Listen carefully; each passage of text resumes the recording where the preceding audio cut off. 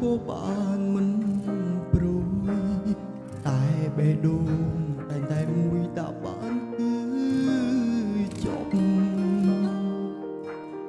បងកាន់តែស្រឡាញ់អូនខ្លាំងអូនព្រោះប្រែបែរជាស្អប់ក្បែរបងដូចថប់អត់អា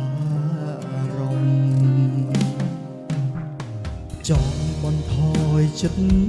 ស្នេហ៍ស្រឡាញ់អូនឲ្យតិចតែបែរជាបានសម្រេចកាន់តែឈឺបើចង់បែកអូនគួរតែប្រាប់បើបងស្ដាប់ពីត្រង់បើមិនចង់សំរងបន្តធ្វើអ្វី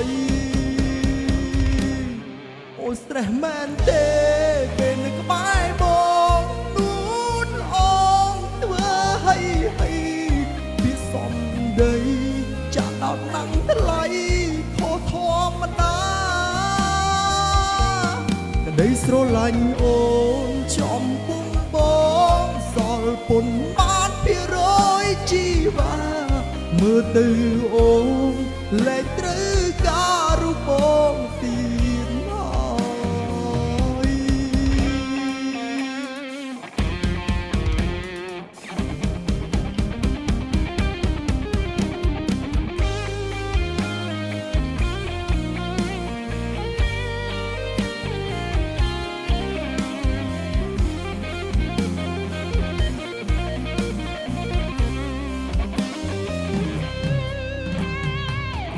ហើយស្រ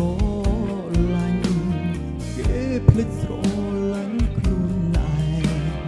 គេក្រឡុកឡើងបែកនឹងពឹងស្វា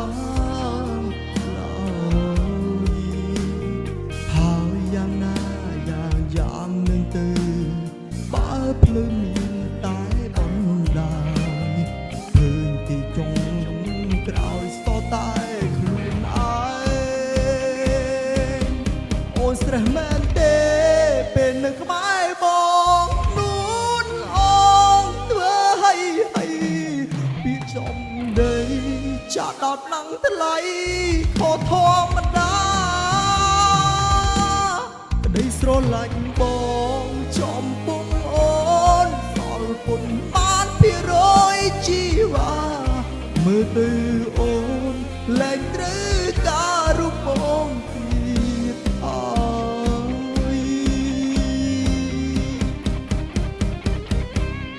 ូន stress មែនទេពេលនៅក្បែរប